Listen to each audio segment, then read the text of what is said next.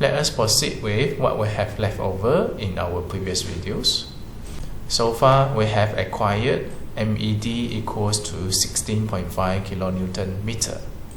Having the MED found, our next step it will be referring to the design chart in order to determine the amount of reinforcement bar, which is AS, required in the column. Before that, we will need to make sure that we are using the right design chart, since there are quite a number of design charts that can be used. There is a series of the design chart with the D2 per H ratio ranging from 0.05 to 0.25. It is important to choose the right design chart for us to get the correct AS. For that, we're going to calculate the D2 per H ratio for this column. Referring to the diagram here, D2 represents the distance from the edge of the column to the center of reinforcement. It is calculated by having the concrete cover plus the size of the link plus half of the bar size. The concrete cover we have calculated previously equals to 35 mm. The size of the link is 6 mm and the size of the reinforcement is 12 mm. With that, we calculate the D2 equals to 47 mm. Now we're going to get the D2 per H ratio. The H here is the dimensions of the column. Since we are designing in the major axis, that means the H is equals to 300. With that, we get the D2 per H ratio of 0.157. If you refer to the design chart, we have D2 per H ratio equals to 0.15 and also D2 per H ratio equals to 0.2. However, we don't have D2 per H ratio for the chart of 0.157. Therefore, in this case, we're going to refer to both charts, acquire the AS FYK per BH FCK, and then interpolate them to 0.157 D2 per H ratio. With that understood, let us talk about the process of using those charts. Refers to the chart, the y-axis it will be N per BH FCK. The N is the axial load, which is given in the questions 49.12 kN, divided by B and H, 150 and 300, as well as the FCK, 30 Newton per mm square.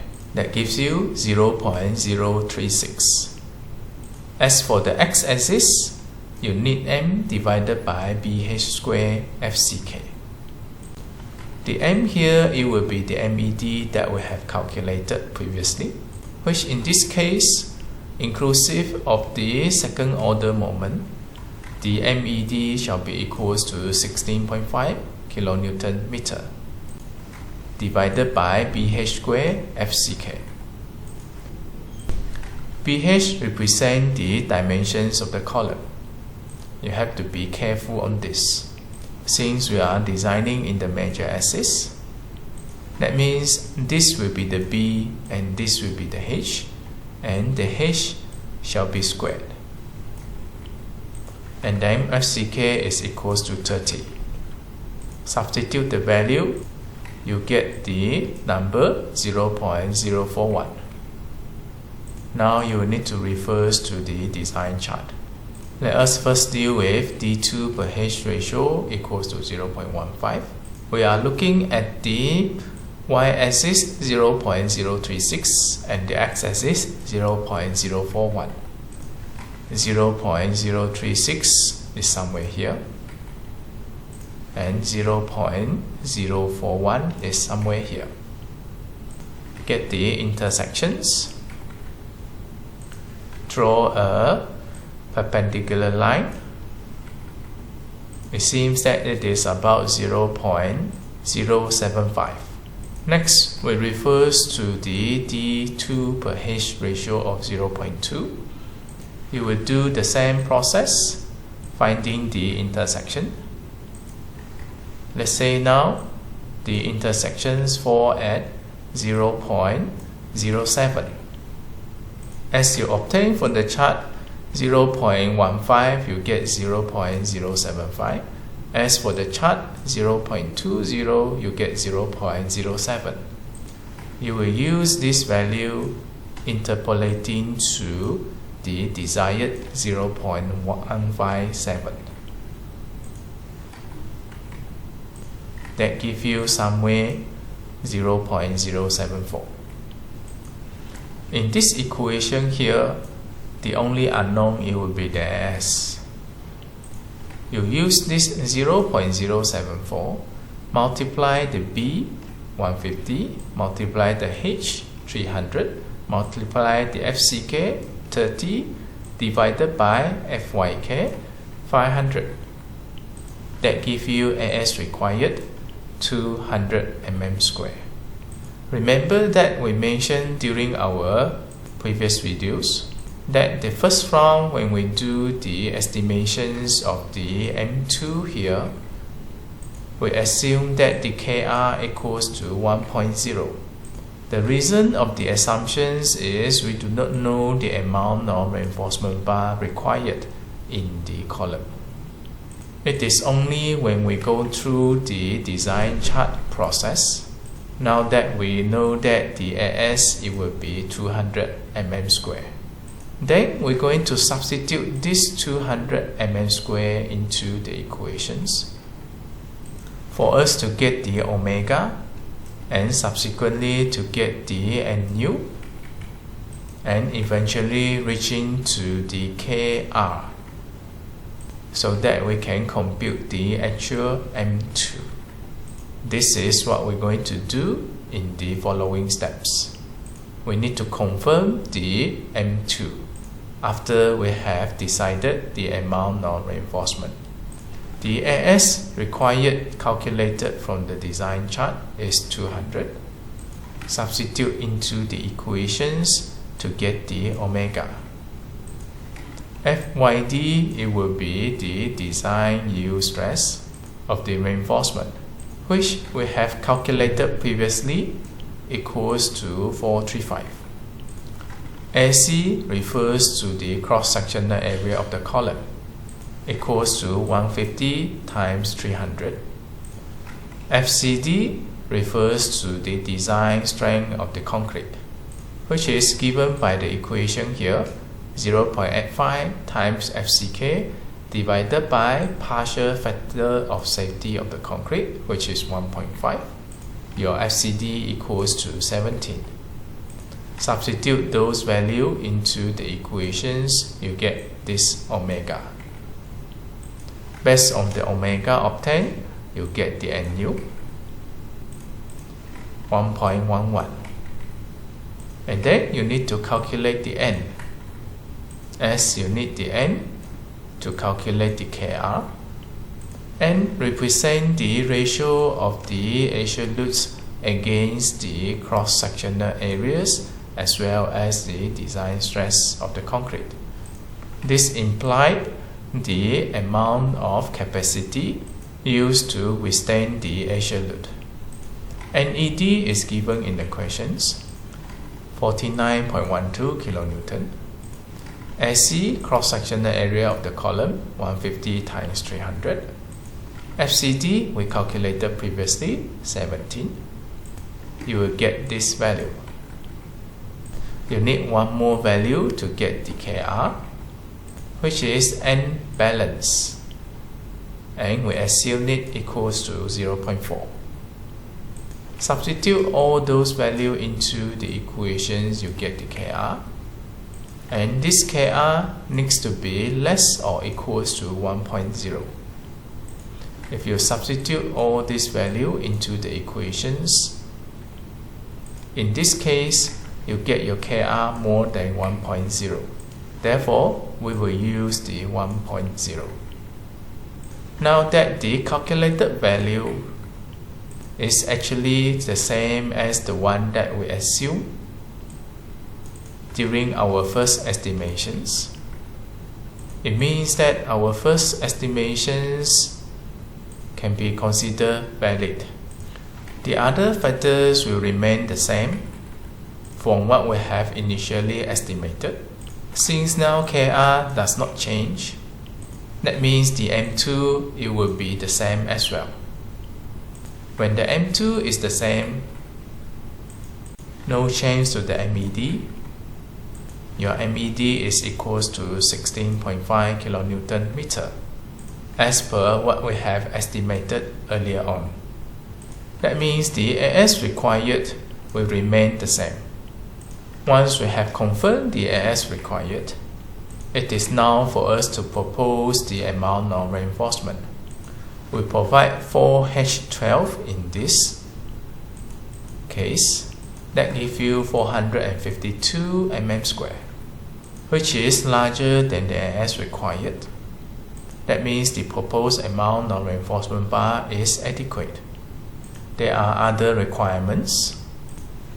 For a typical rectangular sections, you need at least 4 units of reinforcement. That's why we propose 4H12. The minimum bar diameter needs to be at least 12 mm. Now the number of the reinforcement bar and the bar size as well as the AS provided are adequate. Next, we're going to check with the AS mean.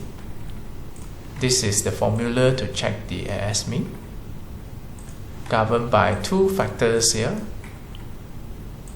NED given 49.12 kN. FYK also given 500. And then you make sure that your AS mean shall be the greater of the two. This means that the minimum bar area needs to be at least 0.2% of the cross-sectional area of the column. The bigger value selected, that means your AS mean shall be equals to 90 mm². The AS provided is 400 something. That means it is more than the AS mean. It fulfills the requirement. Next, we're going to check for the AS maximum. The provided amount of reinforcement bar divided by the cross-sectional area of the column, which is 150 times 300. You found that the reinforcement constitute about 1% of the cross-sectional area. At the lapping regions, the amount of reinforcement bar shall double due to the lapping of the reinforcement. That gives you about 2% of the cross-sectional areas. These are adequate since they are less than 8% and 4% respectively. Next, we look at the requirements for the link. The minimum bar size for the link is governed by two factors here. It must be at least 6 mm and it should be greater than 1/4 of the main reinforcement bar. The provided reinforcement bar is 12 mm divided by 4, that gives you 3 mm. 3 mm is too small. It should be at least 6 mm. Therefore, the minimum size of the link should be 6 mm. And then we need to determine the maximum spacing for the link, which is governed by 4 parameters. It must be less than 400 or less than the dimensions of the column. 150, 300, and also less than 20 times the longitudinal bar diameter. The provided rebar size is 12 mm times 20, that means 240. We are looking at the minimum value, which is now governed by the width of the column, which is 150. Therefore, the maximum spacing for the column, it will be 150 mm. There is another requirement. For the column regions at the H distance above the beam and below the beam, the maximum spacing will have to be reduced by 40%. That means 150 have to be multiplied with 0.6, you get 90. The maximum spacing at these regions will be 90 mm. Now this H region here shall be determined by the larger dimensions of the column. Your column dimensions, it will be 150 times 300. This H is not governed by the directions of the bending moment. Instead, it is purely geometrical. We are talking about the larger dimensions of the column. Even though if you are designing the moment in the minor axis, this H should also go with the 300 mm. Now, having the requirements for the shelling understood, we can now propose the shelling. Minimum size 6 mm, maybe we just provide 6 mm. Maximum spacing 150, we provide 150. And maximum spacing of 90 at the joint and the lapping area. We go for the 25 mm interval, not exceeding this maximum spacing. That means we're going to provide 75 mm spacing. In conclusions, designing a slender column under the unbraced structure, not only you need to determine the first order moment, you will need to also determine the second order moment, which is M2. However, for the first round of calculating the second order moment, we are not sure about the amount of reinforcement bar that will eventually be in the column. Not knowing the amount of reinforcement bar, we can first start with the assumptions with the Kr equals to 1.0. On that basis, we calculate the MED. Use the MED to do the calculations from the column design chart, and then conclude the AS required. Now we have the areas of reinforcement. We shall go back and calculate the Kr by using the actual AS. Substitute the relevant value. If you find the Kr equals to what you have assumed previously, that means the estimated second order moment is valid. Therefore, you will use this to compute your MED. And the amount of reinforcement bar required, you will provide the reinforcement greater than what is required. Now, in the case that you found your Kr is different from what you have assumed previously, then you're going to use the new Kr in order for you to get the new M2. That will lead to changes in terms of the MED, and then you recalculate the AS required. Substitute back the new AS required in order to compute another Kr. This repeating process shall stop until you reach to the Kr which is more or less constant. Then you can conclude the MED. As far as this example is concerned, we will need 4H12 with the shellings of 6 mm bar diameters with the spacing of 150. Near the joint and the lap region, the spacing should reduce to 75 mm.